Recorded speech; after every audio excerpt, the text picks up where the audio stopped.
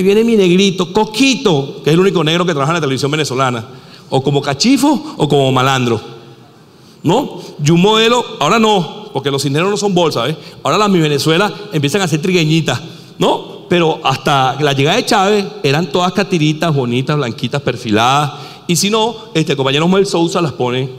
Ahora, ¿por qué señalo todo esto? Porque nuestro modelo cultural curricular respondía a esa lógica, y como señalamos algunos en el Nigel, no tiene éxito el alumno, sino el modelo social que está en la familia que soporta a ese estudiante. Y entonces tenemos unas universidades que responden a ese modelo cultural. Entonces cuando a ti te dice la rectora de la Universidad Central de Venezuela o el vicerrector o el rector de la Simón Bolívar, es que los muchachos pobres no pueden. Bueno, no pueden porque son demasiado negros, demasiado, me disculpa la expresión que utiliza, demasiado sudados y hediondos, no usan colonias finas para entrar en la Universidad Simón Bolívar, por favor. Hay una anécdota que a mí me encanta contar. Hay un estudiante de estos grupos de rap, no sé si, de estos grupos de rap nuevos, que el muchacho entró en la Simón Bolívar y el compañero es un negrito de Guatire, pues, negrito, el compañero le dice chorro de humo, pues. Y el compañero entró en la Simón Bolívar porque el compañero se graduó con 20 de promedio en su escuela pública. Y entonces cuando el muchacho trató de estudiar en la Simón Bolívar, todo el mundo lo discriminaba, negro y de Guatire, por favor. Y en el primer parcial el compañero sacó 20 en matemáticas, 20 en física y 20 en química, no 20, 5 que es lo que se caga en Simón Bolívar.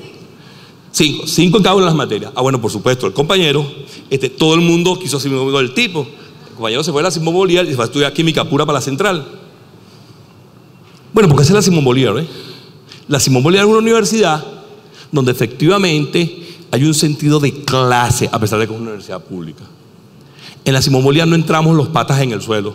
Cuando yo fui a estudiar la Simón Bolívar, me acuerdo, Gustavo Tarre Briceño, líder de la democracia venezolana, me dijo, ¿qué haces tú aquí? Tú eres de Propatria y del Pedagógico de Caracas. Usted no puede estudiar aquí en la Simón Bolívar.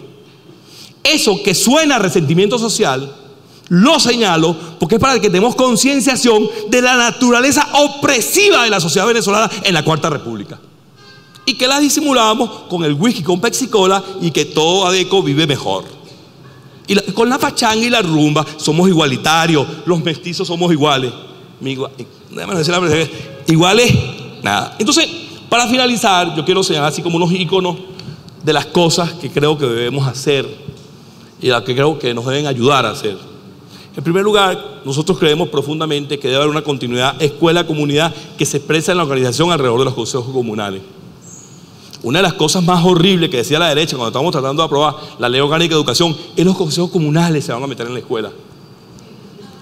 Nosotros tenemos que preñar de pueblo la escuela. Ojo, y no es en el sentido que lo decía el Che, que es que los pobres, los negros, los perros entran en la... No, tiene que ver con que nuestro currículo tiene que estar atrapado por la lógica popular. Y quiero poner un ejemplo. Cuando empezó el gobierno cuando Freddy Domínguez y José Luis Farías estaban en el Ministerio de Educación, ellos empezaron a desarrollar una experiencia con las escuelas bolivarianas que creo que hay que rescatarla. Los muchachos tenían clase en la mañana y en la tarde trabajaban con proyectos culturales, que por cierto se lo hace hoy Misión Cultura. Corazón Adentro lo hace, pero creo que eso hay que hacerlo atado al currículum oficial. Es decir, nosotros tenemos que lograr que la escuela sea un espacio agradable. Porque una de las cosas que tienen nuestras escuelas es que son profundamente inhóspitas. Y fíjense ustedes que eso es un tema de comprensión. Yo estaba el lunes en lo que se llama ¿cómo se llama eso? El órgano mayor de la misión Saber Trabajo. Es un organismo donde se reúnen 7 ministros y 4 viceministros para tomar las decisiones en materia de esa misión. Y el ministro que estaba coordinando la reunión le dice a Marián, me dice, mira Rubén, Yadira, necesitamos unos profesores en agosto. Le digo, olvídate, los profesores no van a trabajar en agosto. Pero el compromiso, le digo, no van a trabajar, hermano. Entonces insistió, no van a trabajar, hermano, porque tú no sabes lo que es tener 300 muchachos en un salón de clase durante un año. El día que lo sepas, vas a saber lo que significa trabajar en agosto con un profesor. Bueno, ese profesor, que está aquí, ¿verdad? Y esa profesora, fundamentalmente esa profesora, porque son más mujeres que hombres, tenemos que crear unas condiciones que permitan que ese profesor y esa profesora conviertan su trabajo en un trabajo agradable. Y creo que eso pasa por 3 cosas. trabajo en equipo, reforzamiento pedagógico y condiciones bibliohemerográficas para un trabajo diverso. En el gobierno de Antonio Luis Cárdenas se hizo un esfuerzo para poner bibliotecas del aula, pero eso no le llegó a los maestros, y no les llegó porque efectivamente un maestro solo con ese poco muchacho no tiene posibilidades objetivas de construir currículum. Y ahí Luis siempre ha sido un maestro que lo señala. Nadie, aquí algunos compañeros teóricos, vamos a construir currículum. No vale, porque nunca estaban en un salón de clase con unos muchachos y no saben el esfuerzo que significa para un maestro y una maestra venezolana el trabajo con niños por las condiciones laborales que tenemos. Entonces no se trata de tener más sueldo y mejor contrato, se trata de crear condiciones que le den fuerza al equipo pedagógico, que permitan que el equipo pedagógico, eso que dicen los neofoucaultianos, que el salón, la escuela no siga siendo un sistema semifeudal donde cada quien después que tranca la puerta de su salón, esta aula es mía y yo me los como vivo si quiero, sino que efectivamente haya un método, unas condiciones de trabajo en la educación que permitan el desarrollo de eso. En tercer lugar, dije la comunidad, el equipo pedagógico, tenemos que tener una escuela que sea profundamente democrática en su gestión y en las posibilidades de que la comunidad incida de manera definitiva en su operación. Hay un autor español llamado Mariano Fernández Guita que ha trabajado ese tema en España. Tiene un libro que se llama algo así como Profesión Docente de Relación Crónica de un Desencuentro, y tiene otro que se llama... Pero ciertamente Xiomara Lucena, para una dirigente nuestra que es diputada, ha trabajado eso cuando era directora de comunidades educativas, y creo que tenemos que profundizarlo.